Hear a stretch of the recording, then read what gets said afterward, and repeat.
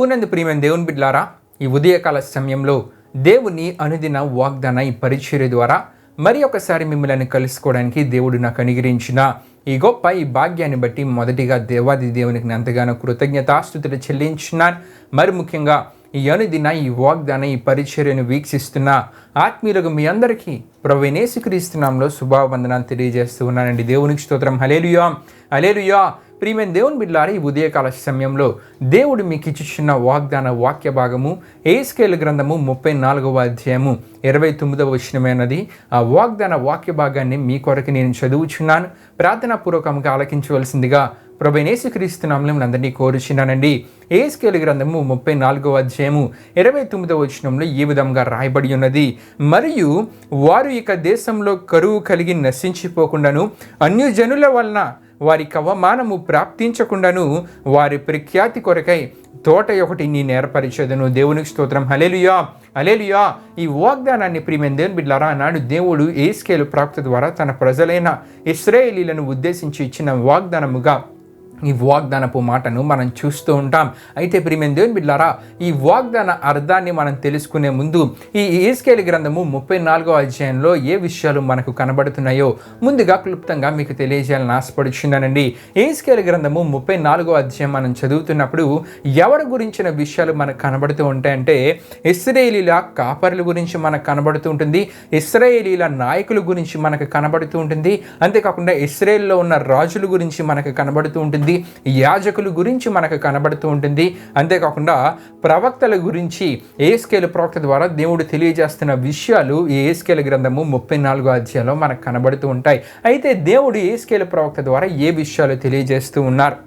ఈ ఇశ్రాయేలు నాయకుల గురించి, ప్రవక్తల గురించి, యాజకుల గురించి, రాజుల గురించి, కాపరుల గురించి, వీరందరి గురించి దేవుడు యెహెజ్కేలు ప్రవక్త ద్వారా ఏ విషయాలు తెలియజేస్తున్నారు అని మనం ఆలోచిస్తే గనుక, దేవుని ప్రజలను సరియైన విధానంలో నడిపించవలసిన వీరందరూ ఏం చేశారంటే, వీరందరిలో ధన వ్యామోహం అనేది ప్రారంభమైంది, అవినీతి అనేది వీరిలో ప్రారంభమైంది, అంతేకాకుండా స్వార్థ పరులుగా వీరందరూ మారిపోయారు. ప్రియమైన దేవుని బిడ్డలారా, ఎవరంటే ఇశ్రాయేలీలను ముందుకు నడిపించవలసిన నాయకులు, కాపరులు, యాజకులు, ప్రవక్తలు, అంతేకాకుండా ప్రియమైన దేవుని బిడ్డలారా, రాజులు ఈ విధంగా మారిపోయారు.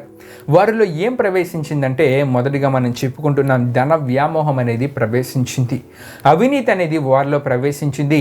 స్వార్థ పరులుగా మారిపోయి వారు ఏం చేస్తూ ఉన్నారంటే, దేవుడు ఏదైతే విధానంలో ఇశ్రాయేలు వారిని ముందుకు నడిపించమన్నారో ఆ విధానంలో వారిని నడిపించడంలో వీరందరూ విఫలమైనట్లు దేవుని వాక్యంలో ఈ 34వ అధ్యాయం చదువుట ద్వారా మనకు అర్థమవుతుంది. ప్రియమైన దేవుని బిడ్డలారా, వీరందరూ విఫలమవడమే కాకుండా వీరు ఏం చేస్తూ ఉన్నారంటే, ప్రజలను ఆత్మీయంగా వీరు బలపరచాలి, ఆత్మీయంగా వీరు బలపరచాలి, అంతేకాకుండా సరైన మార్గంలో వీరు నడిపించాలి. ఇవేమీ చేయకుండా ప్రజలను వారి యొక్క స్వార్థపూరిత విషయాల కొరకు వీరు మోసం చేస్తూ ప్రజలను వాడుకుంటూ ఉన్నారంట.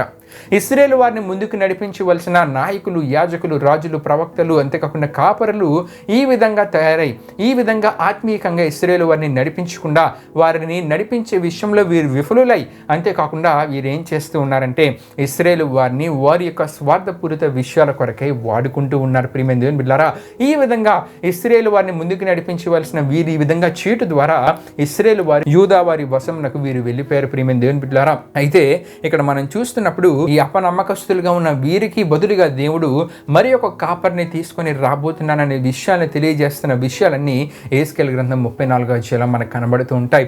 మెస్సియా గురించిన విషయాలు యెహెజ్కేలు గ్రంథం 34వ అధ్యాయంలో మనకు కనబడుతూ ఉంటాయి. ఆ మెస్సియా వచ్చుట ద్వారా ప్రజలకు దీవెనకరమైన ఆశీర్వాదాలు కలుగుతాయని, మునుపటి వలె ప్రజలను సరైన మార్గంలో మెస్సియా నడిపిస్తారనే విషయాలు యెహెజ్కేలు గ్రంథం 34వ అధ్యాయంలో మనం చూస్తూ ఉంటాం. దేవునికి స్తోత్రం. హల్లెలూయా, హల్లెలూయా. అయితే మన వాగ్దానానికి వచ్చేసరికి, వాగ్దానంలో మనం చూసుకుంటే కనుక ఏ విషయాలు మనకు కనబడుతూ ఉంటాయంటే, కరువు ద్వారా ఇశ్రాయేలు వారు నశించిపోకుండా నాయకులు వీరందరూ ఈ విధంగా ఉన్న వారి యొక్క ధన వ్యామోహం, అవినీతి, అంతేకాకుండా స్వార్థపరులుగా వారు మారిపోయి ఈ విధంగా ఉన్నప్పటికీ దేవుడు తన కొరకు ఏర్పరచుకున్న ప్రజల విషయమై శ్రద్ధ కలిగి ఉన్నారండి. దేవునికి స్తోత్రం. హల్లెలూయా, హల్లెలూయా. దేవుడు ఏం చేస్తూ ఉన్నారంటే, ఇశ్రాయేలు వారికి తోడుగా ఉండి తన కొరకే ఏర్పరచుకున్న ప్రజలకు ఆయన తోడుగా ఉండి వారికి కరువు ద్వారా ఎటువంటి నష్టం అనేది రాకుండా, కరువు ద్వారా వారు నశించిపోకుండా, అంతేకాకుండా శత్రువుల ద్వారా వారికి అవమానం అనేది కలగకుండా దేవుడు ఏం చేస్తున్నారంటే వారికి ఉన్నతమైన గుర్తింపును, గౌరవాన్ని ఇస్తానని దేవుడి వాగ్దానం ద్వారా తెలియజేస్తూ ఉన్నారండి. దేవునికి స్తోత్రం. హల్లెలూయా,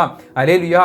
ఈ వాగ్దానం ద్వారా మనకి ఏ విషయం తెలియజేయబడుతుందంటే తన ప్రజలైన వారిగా ఎవరినైతే దేవుడు ఏర్పరచుకుంటారో వారి ఎడల దేవుడు శ్రద్ధ కలిగిన దేవుడు అని మనకు తెలియజేయబడుతుంది. వారి బాధ్యత ఆయనదనే విషయం ఈ వాగ్దానం ద్వారా మనకు తెలియజేయబడుతుంది. వారి బాధ్యత ఆయన తీసుకొని వారికి ఉన్నతమైన గుర్తింపును, గౌరవాన్ని కలుగు చేస్తారనే విషయాలు ఈ వాగ్దానం ద్వారా మనకు తెలియజేయబడుతున్నాయి. ప్రియమైన దేవుని బిడ్డలారా, ఆనాడు ఇశ్రాయేలు వారి పట్లే కాదు, నేడు దేవుని ప్రజలుగా ఉన్న మనందరము కూడా మనల్ని దేవుడు ఏర్పరచుకున్నారు. కాబట్టి మన జీవితాలలో ఆయన మనకు తోడుగా ఉండి కరువు లాంటి పరిస్థితులు ఎదురైనా మనం నశించిపోకుండా, శత్రువుల ద్వారా మనకి అవమానము కలుగకుండా మన జీవితాలలో ఆశీర్వాదాలు దేవుడు దయచేసి ఉన్నతమైన గుర్తింపును, గౌరవాన్ని ఇవ్వడానికి దేవుడు సిద్ధంగా ఉన్నారు. దేవునికి స్తోత్రం. హల్లెలూయా, హల్లెలూయా. తన ప్రజలుగా మనల్ని ఏర్పరచుకున్న దేవుడు శ్రద్ధ కలిగిన దేవుడు, బాధ్యత కలిగిన దేవుడు, మన జీవితాలకు కావాల్సిన ప్రతి దాన్ని మనకి ఏర్పరిచి ఆశీర్వాదకరంగా మనల్ని ముందుకు నడిపించగల దేవుడు, నీవు నేను ఆరాధిస్తున్న దేవుడే ఉన్నారు. కాబట్టి ప్రియమైన దేవుని బిడ్డలారా, ఈ వాగ్దానాన్ని విశ్వసించి ఈ వాగ్దాన ఆశీర్వాదాల్ని మన జీవితాల్లో మనం పొందుకుందాం. దేవుడి పరిశుద్ధ వాగ్దానాన్ని మన వెనుకల్లో దీవించునుగాక. ఆమేన్. ప్రియమైన దేవుని బిడ్డలారా, ఈ వాగ్దాన కార్యక్రమాన్ని ముగింపుతో మనం ముగించుకుందాం. అందరూ కళ్ళు మూసుకొని తలలు ఉంచుకొని ప్రార్థనలో నాతో పాటు ఏకీభవించవలసిందిగా ప్రభువైన యేసుక్రీస్తు నామములో అందరినీ కోరుచున్నానండి. ప్రార్థన చేసుకుందాం. మహిమా స్వరూపైన మా ప్రభువా, జీవాధిపతి యేసయ్యా, నీ ఘనమైన నామానికే మహిమ, ఘనత, ప్రభావం చెల్లించినాం దేవా. ఇప్పుడు వరకు జరిగిన ఈ వాగ్దాన కార్యక్రమంలో మాతో పాటు తొడుగుని నడిపించిన దేవా, మీకే వేలాది వందనములు, కృతజ్ఞతాస్తుతులు చెల్లించిన యేసయ్యా. మరి ఇశ్రాయేలు వారి పట్ల నీవు శ్రద్ధ కలిగి వారి బాధ్యతను నీవు తీసుకొని వారికి ఉన్నతమైన గుర్తింపును, గౌరవాన్ని దయచేస్తానని ఈ వాగ్దానం ద్వారా విన్న ప్రతి ఒక్కరికి తెలియజేసిన దేవా. మరి నీ ప్రజగా నీవు ఏర్పరచుకున్న వారి ఎలా నీవు శ్రద్ధ కలిగి వారి బాధ్యతను తీసుకొని వారి జీవితాల్లో వారికి కావాల్సిన ఆశీర్వాదాలు ఇస్తానని వాగ్దానం ద్వారా తెలియజేసిన దేవా.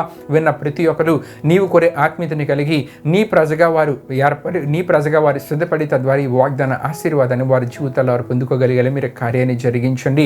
ఈ వాగ్దానాన్ని విన్న ప్రతి ఒక్కరు మీరు దీవించండి, ఆశీర్వదించండి.